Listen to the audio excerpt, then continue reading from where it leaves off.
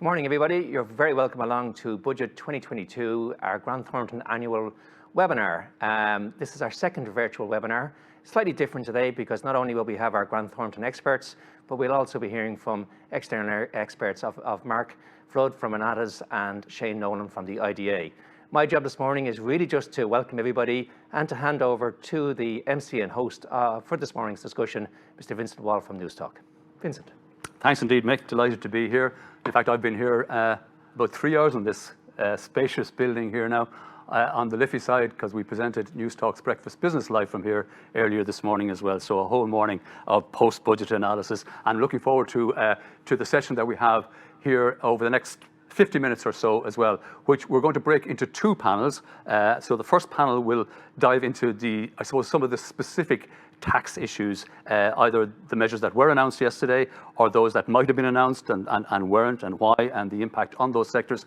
The second panel then, maybe taking a broader view of the economic impact on the country generally, on tax issues generally, and on the future fiscal position over the coming years. So two broad panels. After each panel, we're going to take your questions for the panelists. So please send them in. I have an iPad here beside me, so your questions will come through to me, and I'll be delighted to put them to the specific panelists. And if you want to direct them to particular panelists, please just put the name of the question you want to answer the question there. But we'll get as many as possible to each panelist after each panel session. So please do that. It's an interactive session. Okay, without further ado, let me introduce our first panel. And we have a raft. I think that's the collective name. A raft of tax experts here from Grant Thornton, as you might expect. We have Una Ryan, with Jarlath O'Keefe, with Sarah Meredith, and we've Jim Kelly, each specialising in specific areas, and we'll direct questions to them in just a moment on those particular areas. But standing out, not like a sore thumb, but above them all like a golden eagle, the chief economist of Grant Thornton, who will first give his overall view, his overall impression of the budget yesterday. Andrew Webb. Papers this morning, as we discussed earlier on Breakfast Business at 6:30, the papers this morning, in their headlines at least, calling it a giveaway budget. Did you think so? I'll come to that. You said a raft of tax experts. Is it not a shower? But thank you for the introduction, and I'm delighted to be here in person this year. I was a big screen last year, so it's much better to be here in person. You're right. Good to have you. Thank you. We talked this morning on radio about the giveaway mood from the media, which wasn't a sentiment I had picked up from yesterday's announcements. I suppose the overriding sentiment I took was prudence and recovery and resilience playing through there. I suppose it's important just to roll back a little bit in terms of the context for that, which was, I suppose, as the economy started to open, there was an optimism that had started to build, which ebbed and flowed as restrictions reduced and were reimposed. That optimism really started to embed in the spring, and we saw it in our own surveying of companies that were looking to grow and stating that they were seeking to recruit. That, over the summer, as things have really started to ramp up, led to a much better position for the economy and a much better position then for the public finances. And so yesterday, the ministers were in a stronger position than maybe thought they would have otherwise have been. So I suppose, having injected lots of relief into the economy, the sense I took from it was that it was a sigh of relief type budget from the ministers, where they had a bit more than they thought they were going to have, and that allowed them to, I suppose, start to set the agenda for future challenges. So they started to, I suppose, tip their hat towards, quality of life and competitiveness. So I think, economically, we're in a much better place than many of us thought we were going to be. I remember last year we were talking about the shape of a recovery. Was it a V? Was it a K? Was it all? I think we were at that point talking about recovery alphabets. Now I feel we're very much in a Nike swoosh, or certainly V-like, where it has bounced back much quicker. And that context looks like it's going to be a strong end to the year. And then next year, we're talking about growth of about 6.5% or so. Really strong jobs type growth next year as well. We think it's probably in and around what was announced yesterday, is that the 400,000 net jobs by the end of 2022, in addition to what we have now. So really sense of growing buoyancy, which all plays into yesterday's announcements, which makes me think a little bit they held themselves back. Well, I was just going to put that to you, because obviously with the recent tax buoyancy and the expected surplus in taxes of perhaps 4 or 5 billion over what they expected, they had more opportunity to give away yesterday than they took, and in fact they dressed that up as prudence.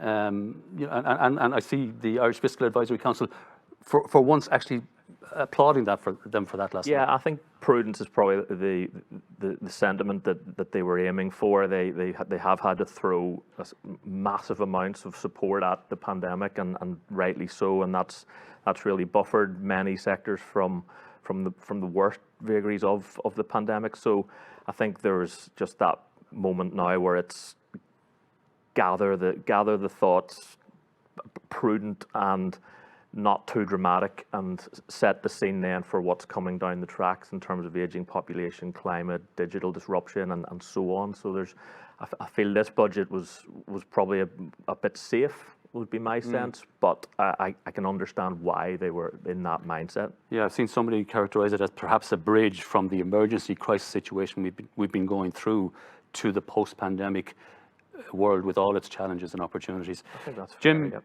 Jim Kelly, let's come to you, income tax specialist. Most things were leaked well in advance this year, as is becoming the norm, but quite a sizable, I suppose, within the parameters of what the overall budget size, quite a sizable amount on income tax in terms of bans and credits. Yeah, about 500 million there.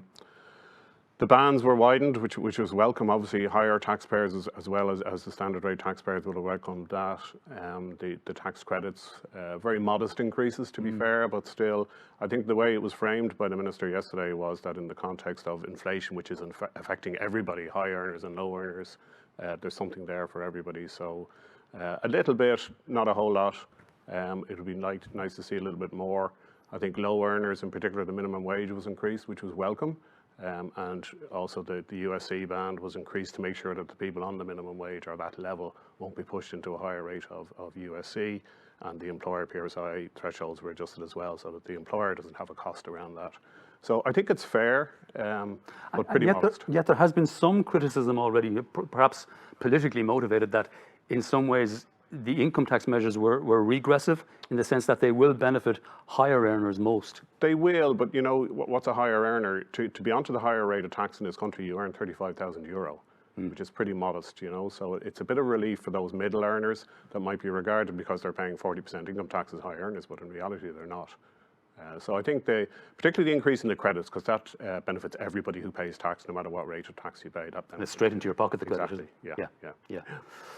Una Ryan, if I may come to you on the whole capital area, no reduction in capital gains taxes, and I've been talking to Peter Vail after every Exchequer returns every month, and Peter always said we might get something on capital gains this budget. Didn't happen, and it probably wasn't going to happen politically, was it? No, I suppose very disappointing budget for anyone that works in the capital taxes area.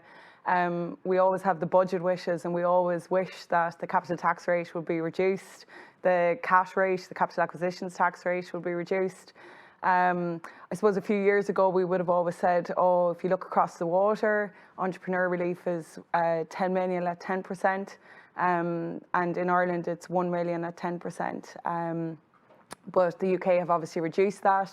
We were still hoping for a slight increase in that, but politically they couldn't do it this year. I think from recent reports and recent studies done, they were saying that you're still going to sell your business, you're still going to pass on your business, and having a reduced rate of CGT or cash probably wouldn't assist significantly in that. But it was disappointing, but to be expected. I know you're not a political commentator, but you know, if this government lasts for its full tenure, there's another 3 years, and as we get closer to an election where, you know, the main opposition party is a very populist party and has quite strong views about what should happen, people who have wealth and assets, it's going to be politically difficult for this government to raise capital gains relief or thresholds over the next 3 years as well, isn't it? Yeah, and also just to point out as well, we are the third highest CGT rate in Europe at 33%. So it's already quite a penal rate of tax, where almost when you sell your business, a third of it goes to the revenue. So it will be quite difficult for them to raise the CGT rate. And I suppose, Vincent, just to point out for some members of our audience who will remember that at one point the CGT rate here was 20%. And then it slowly crept up 22, 25, 30, and now 33. And it has remained at 33 for the last couple of years. So we and as Peter would say, we are still hoping it'll come down. I'm making that argument hard, I'm sure. Jarlath O'Keefe, VAT hasn't been a very active area over recent years, and this has been the same with this budget. I suppose the principal issue was the reduced 9% rate. That has been extended to next summer, next August? Yeah, it has, Vincent, been extended to next August. And I guess there's a qualified welcome from the hospitality sector for that, albeit they would have expected and wanted that extension to go on. At least I would have thought till the end of 2022. The 9% rate in the hospitality sector has been in since 2011, except for an 18-month period. So it has been there. I think the bigger issue, perhaps, for the hospitality sector, and we'll get to this, I guess, later on in the conversation, is around hybrid working, particularly in city centres where the footfall might not be there. So it is a qualified welcome, but I'm not sure it's going to be that much of a success given the other issues around. Now, I also understand, we'll come to this as well, that the WSS reliefs are in until next April. So they've had a combination of reliefs, but not what they wanted. I heard the Restaurants Association last night already saying next August isn't enough. This is going to become a cliff edge for the government even next summer as well. I think, as we have seen in the past, that it will be extended. I think they probably used August because that'll get them through the summer. I would imagine, come March, April next year, depending on how the economy is going and how that sector in particular is going, I would imagine it'll be extended out to at least the end of 2022. I thought it was interesting that they tried another tactic on hospitality as well with the aviation type support, which is really trying to rebuild the connectivity to the island. So when we think of hospitality, and the forecasts at the minute are suggesting that international tourism won't be back until late 24, 2025, that sort of time frame. I suppose there's when we look at the air route connectivity, I think Dublin Airport lost 115 connections to cities. And so it's about bringing that back, giving people reasons to come here with the likes of events, college football, for example, being one example. And so trying to get people here, and then when they're here, they can enjoy the hospitality that should be buffered through. Yeah, it'd be interesting to see how that €80 million aviation package is actually divvied up. I suspect some of it will go towards the regional airports in direct grants, perhaps, or capital grants, and I suspect a lot of it will go to Dublin Airport in marketing supports, because we already hear the likes of Ryanair saying that airport charges in Dublin are too high. I worked in Dublin Airport on the communications side for 10 years, and the Ryanair stripes are on my back, and I hear them again. Sarah, you've been waiting patiently over there for us to come to you, Sarah Meredith, on the corporate tax side. This interest limitation rule that's been brought on in terms of the amount of interest that companies can write off against their tax, that's limited now. What's the background to that? What's the reason for it? Yeah, so Ireland was obliged to bring in these interest limitation rules on the back of the EU Anti-Tax Avoidance Directive. So it's yet another change to the international tax regime for corporate taxpayers. It kicks in for accounting periods commencing on or after the 1st of January 2022. And in essence, the way it will work is that taxpayers are basically capped at a net interest expense of 30% of EBITDA. Now, our existing interest rules are actually quite complex, so instead of getting rid of those and bringing in the new rules, they're actually being layered on top of it. And it's quite complex in terms of how the new legislation is expected to be drafted, which we'll see in next week's finance bill. So I think there's an exercise for taxpayers to kind of map through their funding structures and to kind of ascertain the quantable and the deductible interest under the new regime. There's a de minimis, so for companies with interest less than 3 million, they shouldn't be impacted by the new rules. And there's also expected to be carve-outs for things like public infrastructure projects. and legacy debt that was in place before June 2016. So there will be certain elements that will be carved out, but I think for taxpayers, that do have significant leverage and debt within their structures, there is an exercise to be done to see how the new rules will impact them in terms of, coming to your final tax bill and how everything kind of links in, with how the new rules link in with the existing regimes and rules for corporate taxpayers. So it is kind of a sea change in terms of, how you get to your taxable profits and how the new rules will really, impact cash flow and cash tax. So speak to a good advisor is the advice, obviously. That's exactly it, Vincent. But it sounds like it's an EU directive, so at least its introduction in Ireland won't make us more uncompetitive versus our EU partners. Yeah, like it should be harmonised. There might be some nuances between the different jurisdictions, but yeah, like broadly the rules will be applicable for all EU member states. So yeah, it shouldn't disadvantage Ireland vis-a-vis other EU member states. Yeah. Jim Kelly, we talked about the income tax reliefs brought in yesterday on the bans and the credits. No mention of the marginal rates of tax paid. Haven't been for some budgets now, and perhaps like my chat with Una earlier, politically, do you think it's going to be difficult for this government to change the marginal tax rates over the next 3 years, regardless of what the Taoiseach might say in pre-briefings? Yeah, there was a little bit of speculation beforehand that we'd get some movement there, but it hasn't happened. The reality is we are a high tax jurisdiction from an income tax point of view. If you look at some of the supports that are given to foreign assignees coming in with foreign direct investment, there are specific reliefs there to relieve them from the high personal tax burden in this country. So there was some speculation. The 40% income tax rate, on the face of it, doesn't look high, but it's the speed that you get there. Yeah. So, in this country, if you earn over €35,000, now slightly more since yesterday, you're into 40% income tax. In the UK, they have a 40% income tax rate, but you don't get there until you've earned, as a single person, 55,000 sterling. So there's a significant disparity there and a disincentive. And that's why there are so many supports in terms of foreign nationals that are assigned to this country. And there certainly was speculation that possibly for the cohort of people who pay the 3% USC surcharge, who have an effective tax rate of 55%, that there'd be some relief in the budget, but that didn't happen either. So. And do you think that's likely to remain the case in the context, I think, of a pandemic which isn't gone anywhere yet, and Brexit and all of the uncertainty around there, it's hard to see what we'll see there, certainly in the immediate term. Of course, a lot of these issues are, at least in theory, going to be dealt with by the Commission on Taxation, which is due to report next summer. So the government at least can kick it down the line a bit there. But that's right. We're almost definitely going to see increases in PRSI payments on top of income tax, aren't we? Yeah, we are. Certainly for the self-employed. The perception is there that self-employed people qualify for full state pension the same as employees, and yet there's a huge disparity. Self-employed pay 4% PRSI, and employers' PRSI at the moment is 11%. So for employees, there's a much more of a contribution into the exchequer towards that ultimate pension entitlement. So I think we'll definitely see a change in terms of PRSI contributions for self-employed. That's definitely coming, and I think something will have to be done then around the USC surcharge, which applies to self-employed. Yeah. Una, what do you think of the changes in the budget in relation to the construction sector, housing, on the capital side? Yeah, so I suppose to state the obvious, and what we've been hearing over the last day or two, was that there was nothing in it for renters.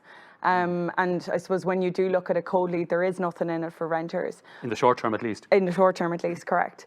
I suppose what the minister did do was he extended the Help to Buy scheme. So the Help to Buy scheme is essentially for first-time buyers, where they're buying new builds or they're building their own houses, that they can get a refund of the income tax paid or dirt, for anyone that's lucky enough to earn some dirt, over the last 4 years, up to a maximum of 30,000 or 10% of the home purchase. Now, there is an argument that that'll just push up the price of houses.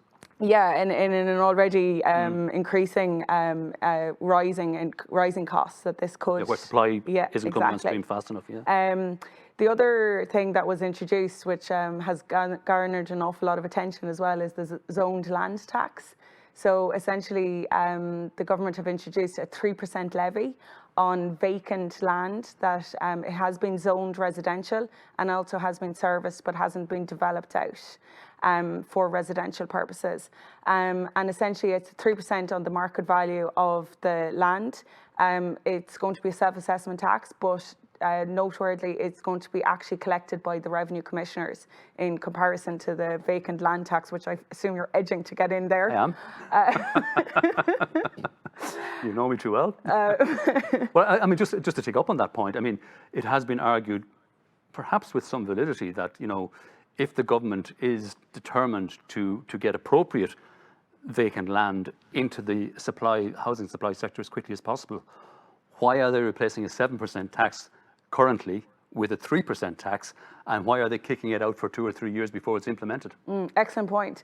But I will also say that last year, €20,000 was collected on the vacant land tax. So despite the fact that we have a 7% land tax, only 20,000 was collected, which I would argue the fact that we now have a 3% tax, it's going to be collected by the revenue, we'll actually get more income in. Now, I know there is a 2-year lead time for any vacant properties at the moment, and then 3 years lead-in time, but that's to open up discussion and debate, and also to get the maps in place with the local authorities, etc. So I do think it is a welcome change. I think it will get more income into the exchequer. Now, and the whole point, is that it isn't to encourage income into the exchequer, exactly, it's to encourage the development of houses. And do you think it will work in that way? I think so, yeah. Yeah, because of the fact that this will be a tax that will be paid. So it will act as a deterrent, and then it will encourage the development of the land. Jarlath, getting back to indirect taxes, they were never going, I don't think so anyway, they were never going to put anything on alcohol, particularly with the way the hospitality sector has been so badly affected and only limping back really. But fags, again? Yeah, the old reliables. Thank God they didn't put anything on the drink. But they have done for tobacco products. And so cigarettes are up 50 cents a packet, and now it costs, you know, around €15 per packet of 20. So it's an expensive habit. They also introduced some changes around VRT bans. I mean, a shout out to the climate change and sustainability. So, you know, they've added between 1% and 4% onto the real gas guzzlers. But you know, in terms of the cigarettes, we have discussed this before and looked at it. There has to be a fine balance. At some stage, you have to say we can't increase the price anymore because of the shadow economy and the grey economy. What are we on, €15 for 20, is it? €15 for 20 is the price now. So, you know, you have to imagine there's opportunities there for smugglers and the grey economy. Yeah. Sarah, the tax credit brought in for the digital gaming sector, how do you think that's going to work? I think this is to give the digital gaming sector a boost and to increase employment there in particular. Yeah, that's exactly right, Vincent. There is a link to kind of creating quality employment within that sector. The way the credit will work is there's a kind of a refundable corporate tax credit based on 32% of the spend. The project has to be between 100,000 as the minimum and 25 million as the maximum spend per project. So I think it is very welcome. It's kind of, you would have thought a lot of those companies might be claiming the R&D tax credit at 25% on certain activities. This looks like it might be broader and it's a higher rate. So I think it is it's quite a high rate, 32%, isn't it? Yeah, no, it is. And interestingly, like the R&D tax credit was supposed to go up to 30%. That was announced in the budget 2 years ago. That's subject to commencement order, and it actually still isn't in. So equally, this 32% is actually subject to EU state approval. So hopefully that'll be quicker than the R&D, which still isn't in yet, that uplift from 25% to 30%.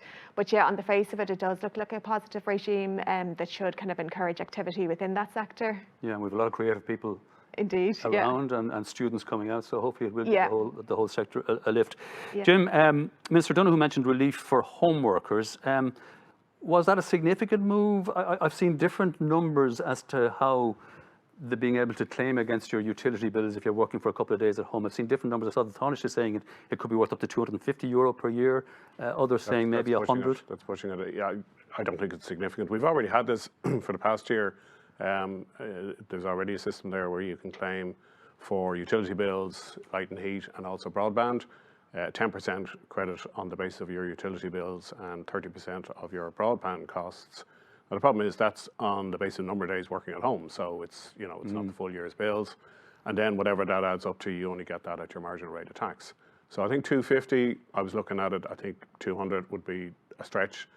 It compares very unfavourably with an alternative system that's there, where the employer can make a payment to the employee of 320 a week, which works out at about 700 quid odd, much more generous, totally tax free, but obviously the employer has to foot the bill for that, and a lot of employers aren't in a position to do that.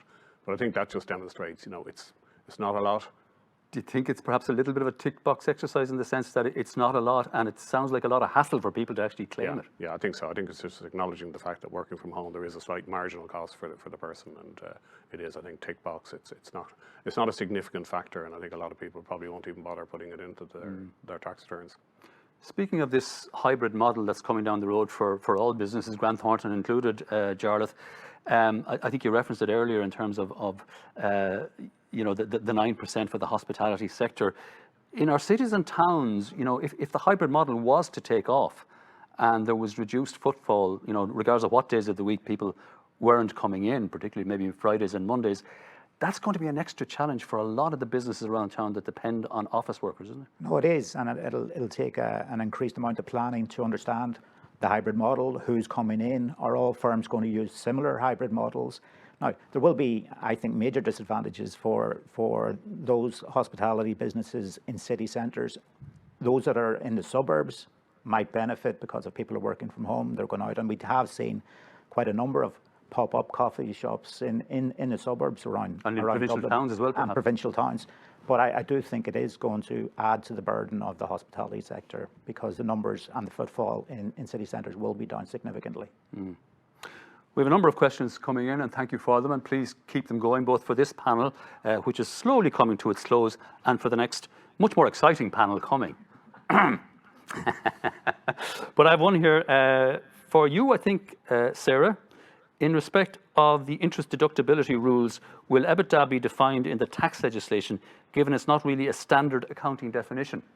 Yeah, I think there will be a lot of guidance within the finance bill next week, and that will probably link into EU definitions as well, in terms of how you get to your EBITDA, that the 30% is driven off. So I think the clarity should come as part of finance bill, and there's been a lot of consultation, so there should be a lot of revenue guidance around, how that concept is constructed and defined as well, Vincent. Okay, you're on a roll now, because I have another one for you. Was there a change to the start-up exemption for new companies? Yeah, there was. That was a very welcome change. So that's been extended to the end of 2026, and it's for new companies that are commencing new activities, and essentially they can be exempt from corporate tax up to 40,000. In the past, that was for 3 years. That's been extended to 5 years. So actually, new companies could potentially save 40,000 times 5, so 200,000 in like a pure cash tax saving if they fall within that regime. It is linked to the number of employees. So, if you have 8 employees and you're in a sweet spot in terms of profits, you can avail of this tax relief. And also, if you're loss making, there is an ability to carry it forward. So it is quite a valuable relief that kind of new operations should consider. Okay, and we have one, and this we might close on this for this panel, folks. And I think I'll direct it at you, Una. It's somebody saying, just on the whole question of capital gains tax and reliefs, the fact that property prices, residential homes, are increasing in value so fast that people that the capital gains reliefs aren't keeping tabs with that increased value. Yeah, it's a good point, and I suppose particularly more so with the gift tax and inheritance tax, because we're all aware that if you receive a gift or receive an inheritance of a house, let's say from your parents, you potentially would have to pay tax on it if you exceeded the threshold of €335,000. So again, back to the common theme, cost prices are increasing, the cost of living is increasing, and none of this was reflected in the CAT thresholds, where you could inherit a standard size family home here in Dublin, which might be worth 600k, and you end up having to pay 33% on anything above the 335,000. So it seems a little bit unfair that they may have increased the income tax rates or it's the thresholds that Jim has alluded to, but did nothing on the gift tax or the inheritance tax side of things, particularly because everything that we do inherit is actually probably the family home. That's what we're left with, and nothing has been done there. Okay. On that note, I'm going to perform a kind of a Tommy Cooper type role here now, where I'm going to keep your attention focused on me, God help you, while our first panel, and thanks to them, Una, Jarlath, Andrew, Jim and Sarah, slowly disappear. I put on my fez, not like that, and the second panel arrives. And in our second panel, we have two tax partners from Grant Thornton, Sasha Kearns and Peter Vale, and also two external guests, and they're very, very welcome. And I'm just going to give you a little bio of who they are now when I get my my own laptop back into sync. And we have Shane Nolan. Shane's on my left. Shane Nolan, Head of Technology and Emerging Business, IDA Ireland. He's held a number of roles in the IDA over the last 18 years, including SVP Technology, Consumer and Business Services, Head of Growth Markets, and Vice President based in the USA. Shane, thanks for joining us. And we're also delighted to welcome Mark Flood, Director of Renatus. Mark co-founded Renatus with Brendan Traynor in 2014. Prior to establishing the firm, Mark spent 7 years on the senior management team of the Racing Post, fellow journalist, or management perhaps, in various operational and commercial roles. And before founding Renatus, Mark was Managing Director of the Racing Post's Irish operation. Mark, you're very welcome. Now, into the second panel. And again, folks, I'll remind you, please get your questions into us, and we'll put them to the panel when we get to the end of our chat in about 15 minutes' time. Peter, start with you. Not a lot on the corporate tax front in the budget, and I suppose we weren't surprised by that, but it's been a busy week. The OECD changes, the fact that after our initial staying out of the party, we're signing up. Where do you think Ireland's going to land in this whole landscape? Yeah, it's a good question, Vincent, and as Sarah alluded to earlier on, not an awful lot in the budget on corporate tax, but it's been a really busy week on the international front, a busy few weeks, and I think it's landed well for Ireland. Look, we'd have preferred to have retained our sovereign right to set our own tax rate at 12.5%, but that ship has sailed, unfortunately, and we've been left with a rate of 15% for larger groups. So the question is, where would that leave Ireland? I think it still leaves us in a really good place. I think we're still very attractive. I think that rate is, first of all, it's good that it's fixed. It's a fixed rate. I think we get those assurances from the EU and the OECD. I think that's key. So I think that's as good as we could have got. It also compares favourably, but still one of the lowest in Europe, in the developed world. And it's in an environment of increasing rates elsewhere. So you're looking at the US and the UK, they're increasing their rates. And it's all about how relatively attractive we are. So I think we're still internationally in a really good place. And I think equally importantly, from a domestic perspective, we've managed to retain the right to our 12.5% rate for Indigenous businesses, which is by far and away the majority of our businesses. So I think overall, it's left us in a pretty good position. How important is it that it's not just fixed at 15% rather than at least, but also that it's an effective rate of 15%? Because some of those who've been criticising us most for our 12.5% rate didn't always have an effective rate quite as high. I couldn't agree more, Vincent, and you're explaining you're losing, so the Minister's right not to push that. We have pushed it on occasion, and our effective rate is very close to our headline rate. And if you listen to Pascal Sandeman from the OECD, he has called out the robustness of our regime. It's about the most transparent regime in the OECD, but that point seems to get lost a lot of the time. So we have an effective rate that's very close to headline rate. So we tick a lot of the boxes. And again, I think that's enhanced our reputation and overall left us in as good a position as we could have expected to have been and completely vindicated the stance and line taken by the Minister. Okay. I'll come back to you on other aspects of that in just a moment, Peter. But I suppose it is an opportune time to bring Shane Nolan of IDA Ireland in. Shane, in promoting Ireland as a location for foreign direct investment, do you think a 15% rate, and an effective 15% rate now, is going to make it more difficult to attract perhaps new investment over time as distinct from those who are established here already? We don't expect it will, Vincent. Obviously, there's still a little bit to be worked out in terms of the implementation. But, our position on this and the OECD's position has been well signposted, and we've been engaging with clients in expectation of this day for quite a while, and then been engaging, I suppose, more often over the past week.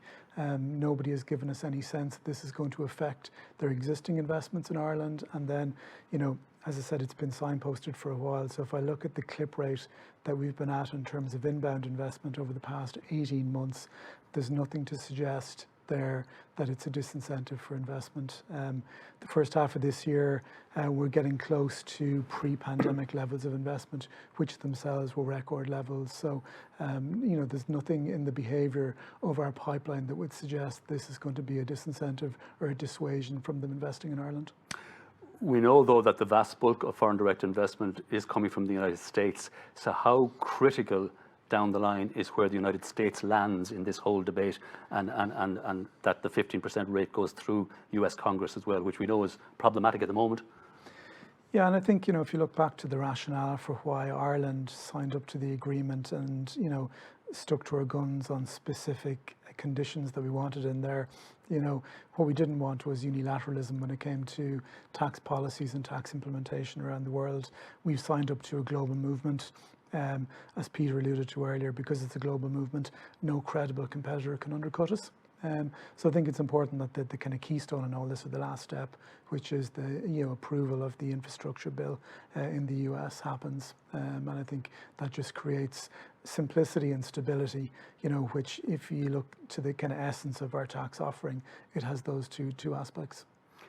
I think just to add to that, I think that's an excellent point. I think if this all fell apart in the US, and the whole OECD proposals were shelved, that'd be a disaster for Ireland, because as Shane says, then you're into unilateral actions and a myriad of tax rules for businesses to deal with. That is exactly what Ireland doesn't want. So you're possibly into unilateral actions amongst some of our larger European partners, but you could see a situation where the minimum tax in the United States was significantly higher than ours, thus being a disincentive perhaps for new investment. Yeah, and I suppose you hope what does get over the line in the US doesn't have a minimum rate that's higher than the 15%. And look, that there have been suggestions that it might be as high as 21%. From talking to our US colleagues, it seems to have landed around the 15%. And if it does, that's certainly what we want. We do want it to get over the line in the US and globally, and we do want it to have the 15%. We don't want this to fall apart, because then you will see there's a huge risk then that you're going to get countries doing their own thing and potentially a digital tax on turnover. Really blunt instrument, generates revenues, but really bad for Ireland. Mark Flood-Brunatis, I might come to you. You have a range of private equity clients and investments. We talked to Jarlath earlier about the retention of the VAT rate of 9% until next August. What are your views on that generally in terms of your understanding of the market out there? Yeah, I think next September it goes from 13.5% from 9% back up to 13.5%, which we're big stakeholders in it via our investment in Boojum, the chain of Mexican fast casual restaurants. So we think it's a bit extreme, and it could have been delayed till next year's budget, because it's really only bringing it back in on the 1st of September. They could have delayed it a month or two and reassessed the situation. Like, the whole of Europe is 9% for this hospitality VAT rate, and Germany is as low as 7%. So our experience in Boojum through the pandemic, we've been very resilient in our western cities, and in Dublin, the city centre still has not come back. We'd 9 stores pre-pandemic, and 3 of them remain unopened. So it's still very fragile. Yeah. So the city centre still, I think the sector, look, it has had winners and losers during the pandemic, but in the main, the sector is still in intensive care. There's debt on debt. There's warehouse government debt. There's got massive labour shortages, massive supply inflation. So it's a fragile sector. So why, the last time in 2011, when the VAT went from 13.5 to 9, it stayed for 7 or 8 years. So why kind of have this guillotine 1st of September next year? I just think it could have been, let's kick it out till next budget, let's review it.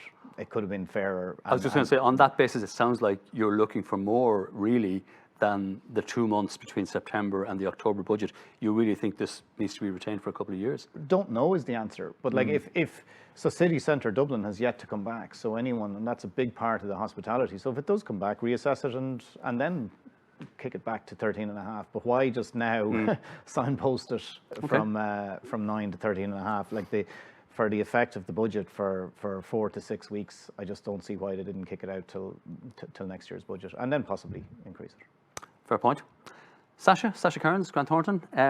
For scaling businesses in Ireland, those who are growing from startup seed to a greater scale. What did yesterday's budget achieve? Was there anything there for them?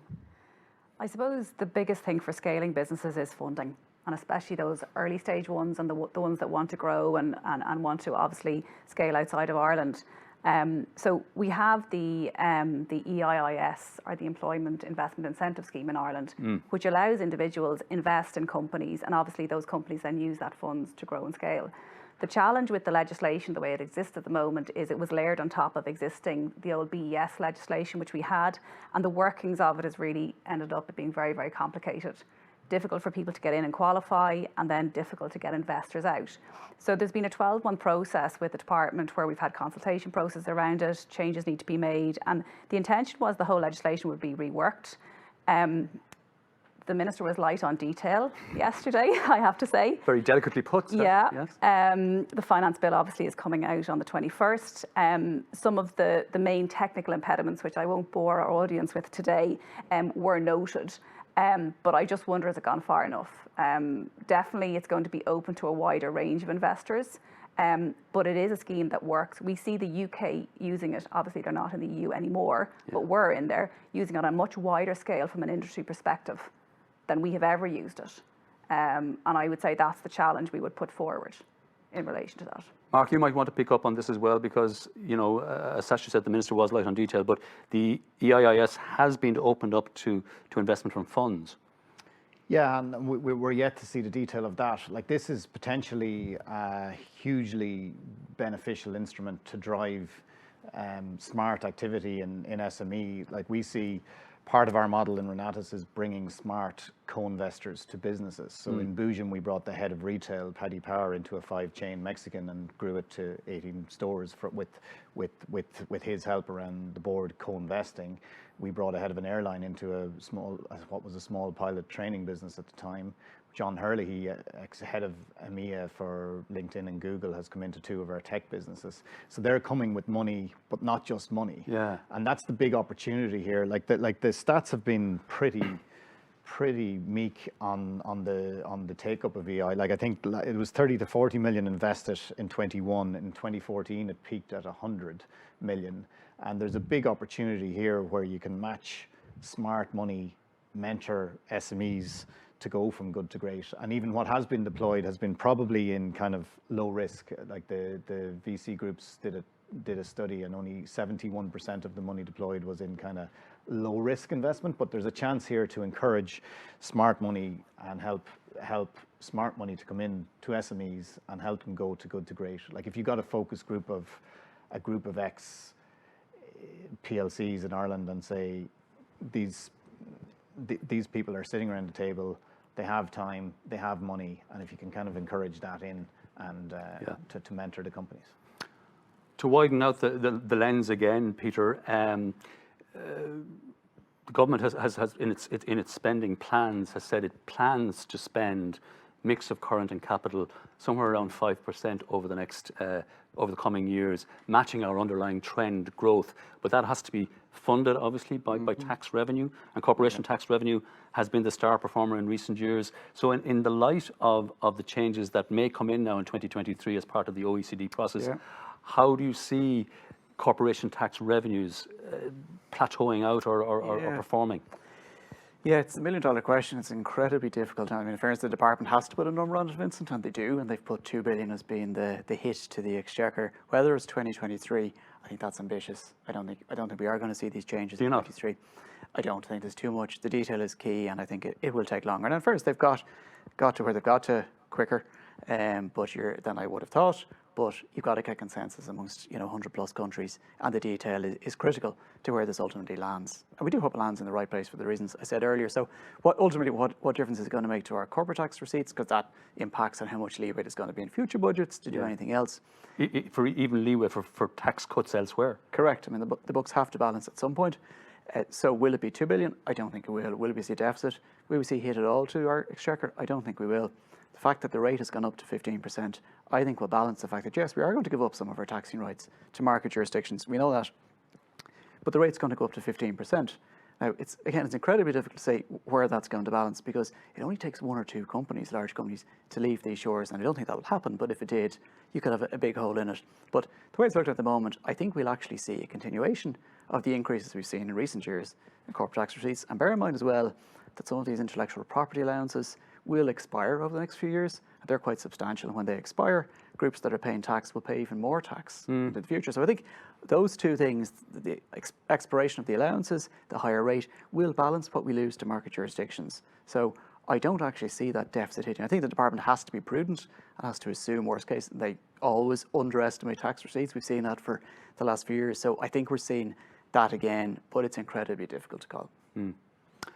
We're getting some questions in, and one for you, Shane Nolan of the IDA Ireland. Sorry, I'm of a generation that used to call it the IDA. Apologies, IDA Ireland. The whole question, obviously, we talked about the competitiveness of our corporation tax rate and where it's going, but the whole question of talent and our competitive positioning, as the questioner puts it, our competitive positioning in terms of talent and retaining talent here. What's your view from an IDA perspective? Yeah, I think like it's a kind of a three-sided coin, if there's such a thing. You know, like I think there's a big focus on talent attraction. You know, there's some of the sectors that Mark called out, there are talent shortages, and there's a global war for talent, particularly when it comes to technical skills and language skills. But talent attraction is only, you know, one side of that metaphysical three-sided coin. You know, I think you have to develop homegrown talent as well. You know, there has to be continued investment in the education system here, in innovation. You know, we have to continue to bang the drum around take-up of STEM subjects in college. We have to continue to bang the drum around diversity within STEM as well, is vitally important. We're making, you know, some ground on that, but there's a lot of catching up to do. And then I think, you know, talent transformation is probably going to be one of the more important sides of that coin over the next 5 years in particular. Like, lifelong education is, you know, a mainstay of any economy that continually reinvents itself, continually responds to either technology changes and market changes. And, you know, pleased to see investment support and budget commitment to initiatives like SkillNets, and a host of other initiatives that promote lifelong learning as well. So, you know, take any one of those out of the equation and we're in trouble, but, you know, it has to be all three. It can't just be about talent attraction, but it is vitally important. You know, we have an efficient immigration system. Sometimes we are victims of our own success on that based on the volumes, but I think, you know, our philosophy around immigration in this country and the immigration experience of inbound talent is such that, you know, we're starting to differentiate ourselves a bit better as some of our European neighbours, you know, kind of flip-flop philosophically on what immigration means for their economy. I notice you're not mentioning any names, but we'll leave the nameless. I wouldn't dare. Mark, I know you wanted to pick up on this issue about talent and the impact of foreign direct investment, not just on jobs and on tax revenues, but that whole talent issue and resources issue. Yeah, we were speaking beforehand, Vincent, who said like the double bottom and what people don't see, the double bottom line of the effect of these multinationals. The best, like, we're living in SME Ireland and everyone's looking up to Philip Doherty's exit in E&I engineering, $2 billion exit, and he founded it from scratch. There's an excellent interview on YouTube where he credits the foundations for his success to his 5 years in DuPont in Tyrone. You know, and we've gone around, like you see, we're living in the aviation industry in one business, and what GPA has done and has spawned global airline entrepreneurs, what the west of Ireland multinationals have done with medtech. There's been unbelievable SMEs have been spawned out of that. We've just invested recently, and we've seen nearly half a dozen businesses where excellent ex-Smurfit executives have gone into SME Ireland and taken them on a real growth path. So like the effect of multinationals, you can't ignore the ripple effect that the talent, what that does for training, world-class training and everything. So when everyone's looking at just the tax numbers, there is a huge benefit to the multinationals long-term in Ireland for what they do for talent in Ireland. Absolutely well said. Sasha, I have a question here for you, I think. Real estate investment funds investing in Ireland in residential building projects, been a lot in the news recently, both negative and positive. Yeah. Any impact of yesterday's budget on that sector?